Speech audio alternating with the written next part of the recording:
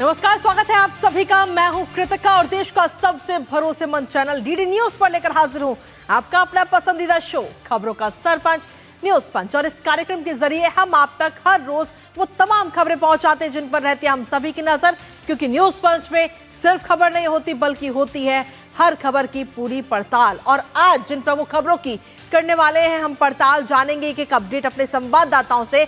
सबसे पहले एक नजर डालेंगे उन प्रमुख खबरों पर, यानी टॉप लाइन्स पर। और टॉप लाइन्स के जरिए सबसे पहली और प्रमुख खबर आपको बता दें, जहां ममता के जाने का समय तय है 2026 में बीजेपी सरकार। जी हां, ये हम नहीं बल्कि गृह मंत्री अमित शाह कहते हुए नजर आए। आज पश्चिम बंगाल के वो दौरे पर है, 3 दिनों का उनका ये दौरा है और इस दौरान उन्होंने प्रेस वार्ता को संबोधित करते हुए ममता सरकार पर भी हमलावर हुए।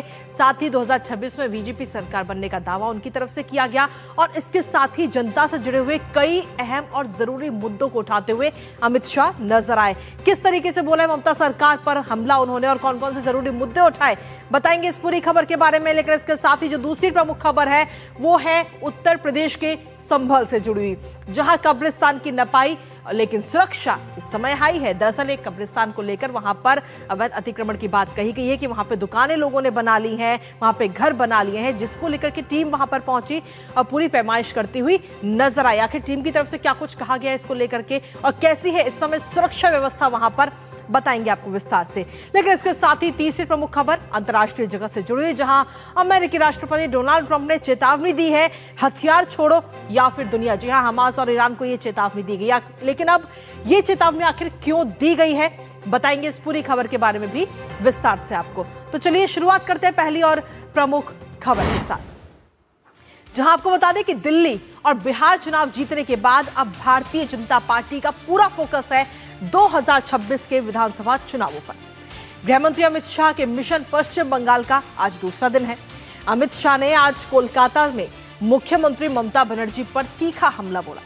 अमित शाह ने कई जरूरी और आम लोगों से जुड़े हुए मुद्दों को आज उठाया और जनता के सामने रखा। घुसपैठ का मुद्दा उठाते हुए अमित शाह ने कहा कि ममता सरकार बंगाल में हो रही घुसपैठ को रोकने में नाकाम रही है। इसके साथ ही अमित शाह ने 2026 में पश्चिम बंगाल में भारतीय जनता पार्टी की सरकार बनने का भी दावा किया और बात कही। करेंगे चर्चा अपने संवाददाता से, लेकिन उससे पहले आपको दिखाते हैं अमित शाह कब बंगाल मिशन पर और आखिर किन किन मुद्दों पर लड़ा है, क्योंकि आज जब प्रेस वार्ता को उन्होंने संबोधित किया तो कई सारे अहम मुद्दों का जिक्र करते हुए अमित शाह नजर आए। सीधे तौर पर 2026 की जब हम बात कर रहे हैं तो 2026 में पश्चिम बंगाल में विधानसभा के चुनाव है और उनको लेकर कई सारे अहम मुद्दों को लेकर उन्होंने चर्चा की। आज इस समय आपको हम दिखा रहे हैं आखिर को कौन कौन से अहम मुद्दे हैं जिनको लेकर ये लड़ रहा। सीधे तौर पर अमित शाह ने बांग्लादेशी घुसपैठिए का मुद्दा आज अपनी प्रेस वार्ता में उठाया। इसके साथ ही जनता जिस तरीके से त्रस्त है, जो विकास की चीजें हैं वो जनता को नहीं मिल पा रही है, जो उनके अधिकार हैं वो उनको नहीं मिल पा रहे, उसका जिक्र अमित शाह ने किया। भ्रष्टाचार का जिक्र अमित शाह ने किया कि किस तरीके से पश्चिम बंगाल के अंदर जो प्रशासन और सरकार है वो किस तरीके से भ्रष्टाचार में लिप्त है। इसके साथ ही महिलाओं की सुरक्षा का मुद्दा उठाते हुए भी अमित शाह आज नजर आए इस बीच, और साथ ही महिलाओं की सुरक्षा का मुद्दा भी उठाया। लेकिन साथ ही 2026 में विधानसभा चुनावों का जिक्र उन्होंने किया और उन्होंने कहा कि ममता सरकार का जाना तय है और भाजपा की सरकार बनेगी बहुमत के साथ। ये तमाम बातें उनकी तरफ से कही गई। लेकिन इसके साथ ही आखिर घुसपैठियों पर क्या कुछ अमित शाह की तरफ से कहा गया उन्होंने, क्योंकि सीधे तौर पर कहा है कि घुसपैठियों का खात्मा तय है, घुसपैठियों के खिलाफ लगातार काम किया जा रहा है, चुन चुनकर घुसपैठियों को खदेड़ेंगे। क्या कुछ कहा, सुनाते हैं आपको। एक ऐसी मजबूत राष्ट्रीय ग्रिड बनाएंगे जो बंगाल से घुसपैठ को समाप्त कर देगी। इंसान छोड़ दीजिए, परिंदा भी पैर नहीं मार पाए, इस प्रकार की एक मजबूत ग्रिड की रचना हम करेंगे। और न केवल घुसपैठ रोकेंगे, सारे घुसपैठियों को चुन चुन कर भारत के बाहर निकालने का काम भी भारतीय जनता पार्टी की बंगाल सरकार करेगी। तो आपको बता दें कि बांग्लादेश में 2000 माफ कीजिएगा पश्चिम बंगाल में 2026 में है विधानसभा चुनाव, जिसको लेकर बाजार अब कहीं ना कहीं गर्म होता हुआ नजर आ रहा है। राजनीति भी कहीं ना कहीं गर्माहट इस समय नजर आ रही है और ऐसे में अमित शाह का 3 दिनों का ये दौरा अपने आप में बेहद ही खास और काफी अहम। लेकिन इस दौरान जब बीते कल वो वहां पर पहुंचे थे और आज प्रेस वार्ता को संबोधित करते हुए उन्होंने ममता सरकार पर जहां एक और तीखा हमला बोला, तो वहीं जनता से जुड़े हुए जो जरूरी मुद्दे थे उनको भी उठाते हुए नजर आए, जिसमें महिला सुरक्षा का मुद्दा उन्होंने उठाया, जो आम लोग हैं उनकी सुरक्षा का मुद्दा उन्होंने उठाया और इसके साथ ही भ्रष्टाचार को लेकर उन्होंने क्या कुछ कहा है, भ्रष्टाचार पर किस तरीके से लगेगा ब्रेक, आपको सुनाते हैं। ममता बनर्जी के नेतृत्व में भ्रष्टाचार के कारण पूरे बंगाल का विकास एक प्रकार से थम गया है। मोदी जी की सारी लाभकारी योजनाएं जो पूरे देश में गरीबी का उन्मूलन कर रही है, यहां पर टोल सिंडिकेट के भेंट चढ़ चुकी हैं और हर योजना डेड एंड पर पहुंच चुकी है। 14 सालों से भय और भ्रष्टाचार ये बंगाल का पहचान बना हुआ है। बीजेपी सरकार का संकल्प 15 अप्रैल 2026 के बाद जब भाजपा सरकार बनेगी, बंग गौरव, बंग संस्कृति, उसके पुनर्जागरण की हम फिर से शुरुआत करेंगे। तो भ्रष्टाचार का मुद्दा सीधे तौर पर उठाते हुए नजर आए अमित शाह इस दौरान और इसके साथ ही महिला सुरक्षा का मुद्दा भी उन्होंने उठाया। बंगाल में किस तरीके से महिलाएं असुरक्षित अपने आप को महसूस करती हैं, इसका जिक्र उन्होंने किया और इसके साथ ही 2026 में भाजपा की सरकार बनेगी, ये दावा वो करते हुए नजर आए। अमित शाह ने सीधे तौर पर कहा कि बंगाल में तेजी से वोट प्रतिशत बढ़ा है 2/3 बहुमत से, और क्या कुछ कहा आपको सुनाते हैं। सिद्ध हुआ है, मुझे पूरा भरोसा है कि 2026 में बंगाल में 2/3 बहुमत के साथ भारतीय जनता पार्टी की सरकार बनेगी। ये बंगाल की जनता तय कर बैठी है। तो सीधे तौर पर बंगाल का चौमुखी विकास होगा, ये बात उनकी तरफ से कही गई। भ्रष्टाचार का मुद्दा उन्होंने उठाया, महिला सुरक्षा का मुद्दा उनकी तरफ से उठाया गया और कहा कि महिलाओं को सुरक्षा देने में ममता सरकार फेल है, पूरी तरह से विफल है और टीएमसी शासन में भय का माहौल है। आपको सुनाते हैं। तो सीधे तौर पर बंगाल में महिलाएं असुरक्षित हैं, इसका जिक्र करते हुए नजर आए, क्योंकि इससे पहले हम देख चुके हैं कई सारे मामले ऐसे सामने भी आए हैं जहां महिलाओं के खिलाफ अपराध तो बढ़ा ही है, लेकिन उसको लेकर के उन पीड़िताओं को इंसाफ भी नहीं मिल पाता है। टीएमसी किस तरीके से टीएमसी शासन में भय का माहौल है, ये हम सभी जानते हैं। हर दूसरे दिन इस तरीके की खबर वहां से सामने आती है और बंगाल में हर जगह बेटियां असुरक्षित हैं, ये बात अमित शाह की तरफ से कही गई। इसी पर ताजा अपडेट ले लेते हैं। हमारे साथ में हमारे सहयोगी इस समय जुड़ रहे हैं, सीधा उनका रुख करेंगे। प्रसन्नजीत हमारे साथ जुड़ गए हैं।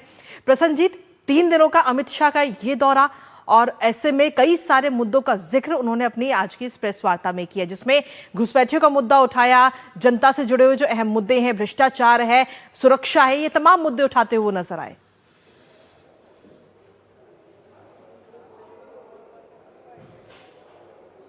नहीं, देखिए कृतिका, ये जो चुनाव है वो 4 महीना बाकी है और उसके पहले अमित शाह ने इसको हम कहेंगे कि औपचारिक तौर पर बंगाल की चुनाव की जो बागडोर है वो अपने हाथ पे लेने की जो प्रतिक्रिया है या क्रिया है, ये सारे काम ये 3 दिनों में अमित शाह अपने जो कार्यक्रम है इस होटल में, जिस होटल में उन्होंने कुछ ही देर पहले प्रेस कॉन्फ्रेंस किया, वहाँ पे दूसरे बैठक में वो चालू हो गए।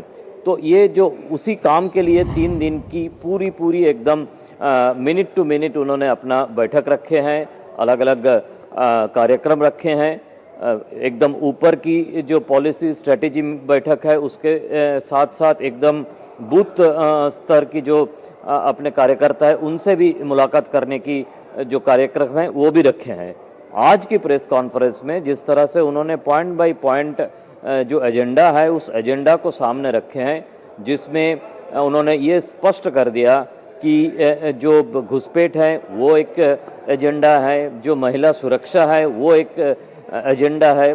जंगल राज इस शब्द को तो उन्होंने इस्तेमाल नहीं किया, लेकिन तृणमूल की राज में 2011 से जिस तरह से एक भयभीत करने वाले राज्य पूरे पश्चिम बंगाल में दिखाई दे रहा है, महिला सुरक्षा को लेकर, वैसे विकास को लेकर, सब कुछ लेकर, ये जो 1, 2, 3 करके उन्होंने एजेंडा सेट कर दिया बंगाल के लोगों के सामने। बंगाल के लोगों को उन्होंने आह्वान किया है कि विकास के लिए आप भाजपा को चुनिए। ऐसा नहीं है कि किसी बदला लेने के लिए, किसी सुहाने सपना उन्होंने बंगाल के लोगों को नहीं दिखाया। उन्होंने सीधी तरह से कहा कि अगर जिस जीवन को आप पिछले 2011 से जी रहे हैं, उसका बदलाव अगर चाहते हैं, उसको अगर आप बेहतर करना चाहते हैं, तो बाकी प्रदेशों में जिस तरह से विकास का बौछार बीजेपी ने कर दिखाया है, उसी तरह से बंगाल में विकास का बौछार करने के लिए मेरा एक सवाल था कि यहाँ पे हम मेट्रो के लिए, हम दूसरे शहर में देखते हैं कि मेट्रो की घोषणा होते हैं और उसके बाद तुरंत मेट्रो बन जाते हैं, लेकिन हम बचपन से कोलकाता में देखते रहते हैं कि मेट्रो बनता ही जा रहा है, बनता ही जा रहा है, बनता ही जा रहा है। तो उसके जवाब में उन्होंने बताया कि हम यही जवाब लोगों को देना चाहते हैं और लोगों से आग्रह करते हैं कि विकास की ये जो रुकावट है, जहाँ जमीन मांगते हैं जमीन दिया नहीं जाता है, चाहे और घुसपैठ रोकने के लिए जो फेंसिंग के लिए जमीन मांगता है तो दिया नहीं जाता है, विकास के लिए मेट्रो रेल बनाना चाहते हैं तो जमीन नहीं दिया जाता है। तो ये जो अजीबोगरीब किस्म का एक रवैया है, इस रवैया से मुक्ति पाने के लिए आप बीजेपी को लाइए, और यही आह्वान के साथ उन्होंने ये प्रेस कॉन्फ्रेंस किया है और 3 दिन की ये जो उनका स्ट्रेटेजी मीटिंग है, ये सारे वो जारी रखेंगे। कृतिका, आप प्रसन्नजित, क्या है इसे ये कहा जा सकता है कि बीजेपी की तरफ से चुनावी बिगुल फूंक दिया गया है?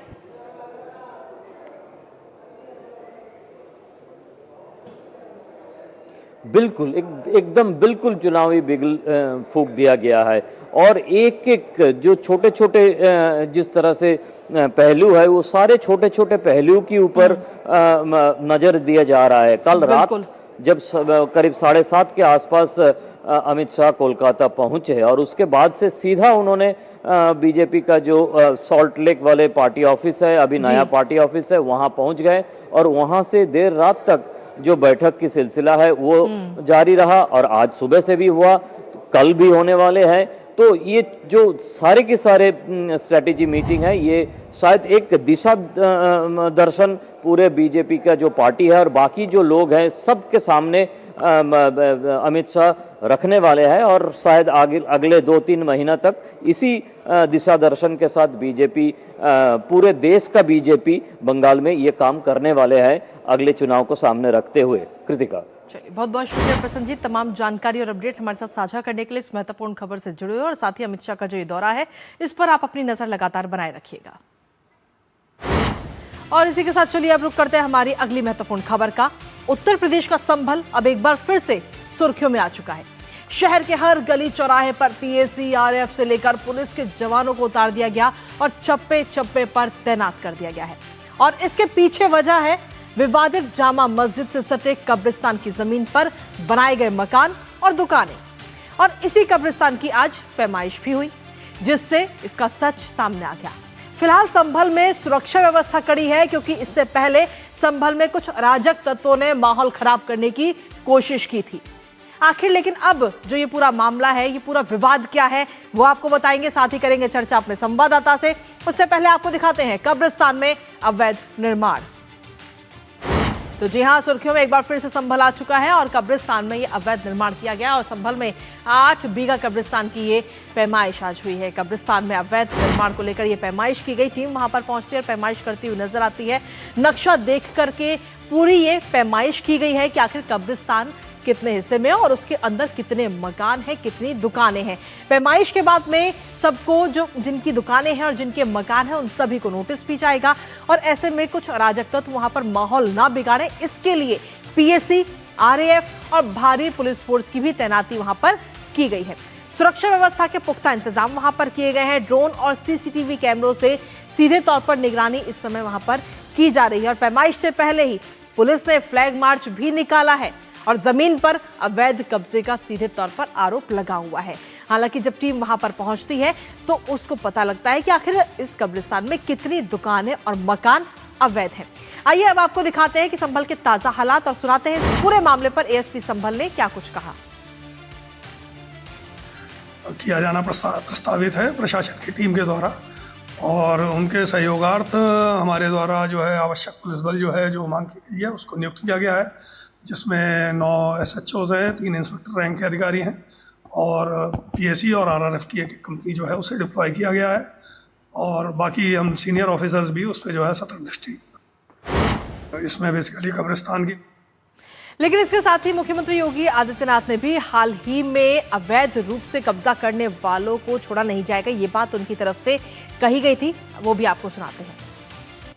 कब्जा करने की प्रवृत्ति, मैं आपको इस बात के लिए आश्वस्त करता हूं, कब्जा कोई भी करेगा, किसी भी स्मारक पर, किसी भी पौराणिक स्थल पर, वो कोई भी होगा, उसको छोड़ूंगा तो नहीं।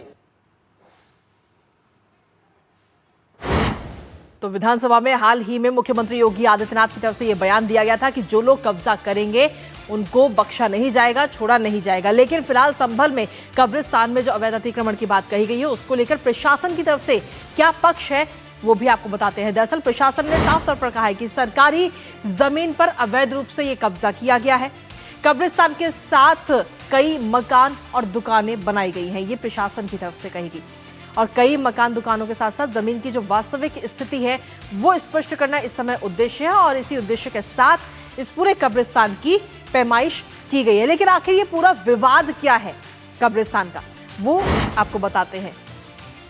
दरअसल इस पूरे विवाद की अगर हम बात करें तो श्री कल्की सेना, जिसने डीएम से सीधे तौर पर शिकायत की इसको लेकर के, 12 दिसंबर को कल्की सेना की तरफ से ये शिकायत डीएम को की गई कि 1980 के दशक में जमीन खाली थी और टीले के रूप में थी उस वक्त, और लेकिन 20 से 25 सालों में इस कब्रिस्तान पर जमीन पर अवैध कब्जा किया गया, लोगों ने अपने घर बना लिए, दुकानें बना दी गई। 24 नवंबर को सर्वे के दौरान पत्थरबाजी हुई थी, ये हम सभी जानते हैं, और इसके साथ 2024 में ये चीज हुई थी, और गैर कानूनी निर्माणों पर को हटाना जरूरी है और इसीलिए सुरक्षा व्यवस्था भी वहां पर चाक चौबंद की गई है। हमारे साथ हमारे सहयोगी विकास सिंह इस वक्त जुड़ गए हैं ताजा अपडेट के साथ। विकास, क्या कुछ लेटेस्ट अपडेट है आपके पास में इस पूरी खबर को लेकर? क्या ये पैमाइश अभी की जा चुकी है या अभी बाकी है? जी बिल्कुल, पैमाइश की जा चुकी है और इस संदर्भ में जिला अधिकारी ने बताया है कि 22 दुकान और मकान चिन्हित किए गए हैं। अब इनको नोटिस दिया जाएगा। टोटल 4200 वर्ग मीटर की जमीन, जो आपने बताया 8 बीघे के आसपास की जमीन है, इस पर यह पैमाइश कराई गई थी। 22 लेखपालों की टीम थी और चूंकि पैमाइश कराई जानी थी इसलिए वहां पर पर्याप्त सुरक्षा बल भी लगाया गया था। क्योंकि पिछले साल अगर 24 नवंबर की उस घटना से हम देखते हैं तो उससे कहीं ना कहीं सीख लेते हुए प्रशासन ने वहां पर पर्याप्त सुरक्षा बल लगाया था और वहां पर पैमाइश की कार्रवाई की गई। ये पैमाइश लगभग 1980 के बाद से वहां पर कब्जा किया गया। चूंकि ये जो गाटा संख्या है वो जिलाधिकारी ने बताया कि उसमें कब्रिस्तान ही दर्ज है, वहां किसी भी प्रकार का कोई निर्माण नहीं है। अब जो लोग चिन्हित किए गए हैं उनको नोटिस भेजा जाएगा, बाकायदा कानून अनुसार उनसे दस्तावेज मांगे जाएंगे कि उन्होंने क्यों कब्जा किया है, उनके पास क्या कुछ लेखा जोखा है। हालांकि ये कोर्ट में अब ये मामला चलेगा और नियमानुसार उनको नोटिस भेजने के बाद अग्रिम कार्रवाई की जाएगी, यह स्पष्ट कहा है जिलाधिकारी ने। इससे पहले मुख्यमंत्री योगी आदित्यनाथ ने भी कहा था कि प्रदेश में कोई भी कब्जा किसी भी प्रकार का बर्दाश्त नहीं किया जाएगा, उसके खिलाफ सख्त कार्रवाई होगी। उसी के मद्देनजर ये कार्रवाई हुई थी। जैसा कि अभी आपने बताया कि कल्की सेना की तरफ से एक अपील डाली गई थी, एक लिखित बाद में नोटिस दिया, शिकायत की गई थी, उसी के आधार पर प्रशासन ने यह कार्रवाई की है। अब अगली कार्रवाई का इंतजार है, जब नोटिस भेजा जाएगा उसके बाद क्या कुछ निकलकर सामने आता है। लेकिन प्रशासन ने स्पष्ट कर दिया गया है कि किसी भी प्रकार से कब्जा नहीं होने दिया जाएगा। अवैध कब्जाओं मुक्त के लिए लगातार प्रदेश सरकार अभियान चला रही है। इसी के मद्देनजर वहां पर पैमाइश कराई गई है और 22 दुकान और मकान चिन्हित किए गए हैं जो पाए गए हैं, मौके पर मौजूद हैं उस कब्रिस्तान की जमीन पर। चलिए, बहुत बहुत शुक्रिया तमाम जानकारी देने के लिए हमारे साथ विकास, इस पूरी खबर को लेकर के। और इसी के साथ चलिए अब खबरों में आगे बढ़ते हैं और अगली महत्वपूर्ण खबर का करते सीधा रुख। प्रधानमंत्री ने बजट पूर्व देश के प्रमुख अर्थशास्त्रियों के साथ बैठक की है और ये बैठक राजधानी दिल्ली में हुई, जिसमें वित्त मंत्री निर्मला सीतारमण, नीति आयोग के उपाध्यक्ष सुमन बैरी सहित कई अर्थशास्त्री इस अहम बैठक में मौजूद रहे और इस दौरान आगामी बजट पर विचार विमर्श भी किया गया है। तो उस दौरान की ये तस्वीरें आपको दिखा रहे हैं। प्रधानमंत्री नरेंद्र मोदी ने आगामी बजट के मद्देनजर ये चर्चा की है देश के प्रमुख अर्थशास्त्रियों के साथ। और इस बैठक के दौरान वित्त मंत्री निर्मला सीतारमण भी वहां पर मौजूद रही हैं और ये तस्वीरें इस वक्त आपको दिखा रहे हैं। दरअसल आपको बता दें कि 1 फरवरी को देश का आम बजट आना है और उससे पहले ये अहम चर्चा इस समय की गई है, क्योंकि बजट को पूरा इस समय तैयार किया जा रहा है और इस बार के बजट में क्या कुछ खास होना चाहिए और किन किन चीज़ों में सुधार की गुंजाइश है, इन तमाम चीज़ों को लेकर आगामी बजट के मद्देनजर ये अहम बैठक हुई, ये चर्चा हुई, जिसमें खुद प्रधानमंत्री नरेंद्र मोदी भी मौजूद रहे, वित्त मंत्री निर्मला सीतारमण इस बैठक में मौजूद रहीं और साथ ही देश के कई प्रमुख अर्थशास्त्री भी इस बैठक में मौजूद रहे।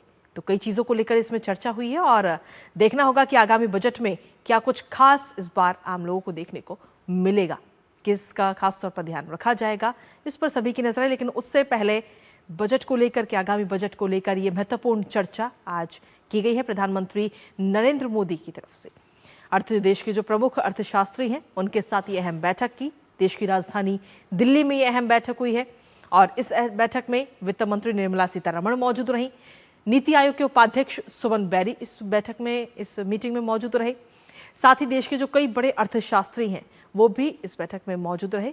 आगामी बजट को लेकर विचार विमर्श इस अहम बैठक में किया गया है और जिसका असर अगले बजट में हमें देखने को भी मिलेगा। 1 तारीख को ये बजट आएगा, लेकिन उससे पहले सीधे तौर पर बजट जब तैयार किया जाता है तो उसमें किन किन चीज़ों का उसमें शामिल किया जाए, कहाँ कहाँ सुधार हो सकता है, इन तमाम मुद्दों को लेकर के चर्चा आज हुई है।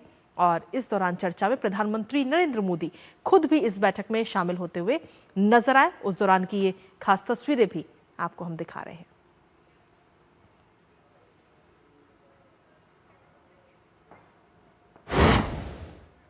और इसी के साथ चलिए अब रुक करते हैं हमारी अगली महत्वपूर्ण खबर का अंतर्राष्ट्रीय जगत से जुड़ी हुई, जहां अमेरिकी राष्ट्रपति डोनाल्ड ट्रंप ने ईरान को फिर से अंजाम भुगतने की चेतावनी दे दी और कहा है कि इस बार का अंजाम पिछली बार से बुरा होगा। दरअसल डोनाल्ड ट्रंप और नेतन्याहू की फ्लोरिडा में एक मीटिंग हुई, जिसके बाद ये बात सामने निकल कर आई कि ईरान फिर से अपने परमाणु कार्यक्रम को दोबारा शुरू कर रहा है। इसके साथ ही उन्होंने हमास को हथियार डालने का भी अल्टीमेटम दे दिया। दरअसल ट्रंप अंजाम पिछली बार से बुरा होगा, इसका इशारा सीधे तौर पर जून 2025 में हुए उस संघर्ष की ओर था जब अमेरिका ने ईरान के परमाणु ठिकानों पर हवाई हमले किए थे। अब अमेरिका की तरफ से दावा भी इसको लेकर काफी किया गया था। फिलहाल अब एक बार फिर से ये धमकी दी गई है और ट्रंप की इस बड़ी धमकी में सीधे तौर पर ईरान और हमास को ये कड़ी चेतावनी दी गई है अमेरिकी राष्ट्रपति डोनाल्ड ट्रंप की तरफ से और कहा है कि ईरान को परमाणु कार्यक्रम छोड़ने की ये वार्निंग दी गई है कि आप परमाणु कार्यक्रम को छोड़ दीजिए। तो वहीं हमास को हथियार छोड़ने के लिए कहा गया है कि अगर आप हथियार छोड़ दो वरना इसकी कीमत आपको चुकानी होगी।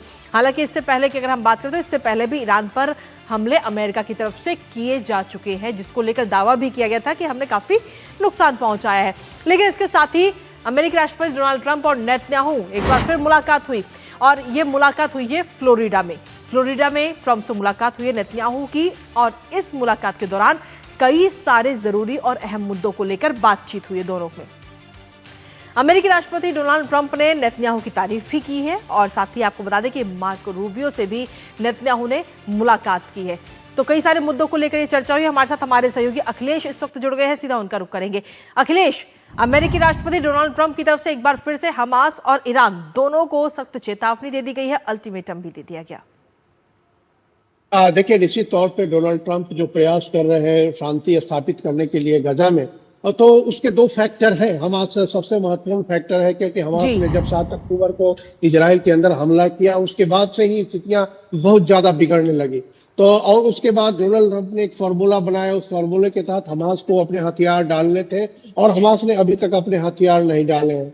इस बीच में ईरान की तरफ से कई ऐसे संकेत आ रहे हैं कि ईरान फिर से बैलिस्टिक मिसाइल बनाने की कोशिश कर रहा है और ईरान लगातार ये भी बोल रहा है कि उसका जो न्यूक्लियर आर्मामेंट का जो पूरी तैयारी है वो उसने खत्म नहीं की है, न्यूक्लियर फैसिलिटी को उसने खत्म नहीं किया है। तो इस तरीके से बयान आने के बाद डोनाल्ड ट्रंप ने बयान दिया है कि अगर इस तरह की बातें सही है तो एक बार फिर से ईरान को तैयार रहना पड़ेगा हमले के लिए। और उन्होंने कहा है कि इस बार का हमला पहले से भी ज्यादा खतरनाक हो सकता है।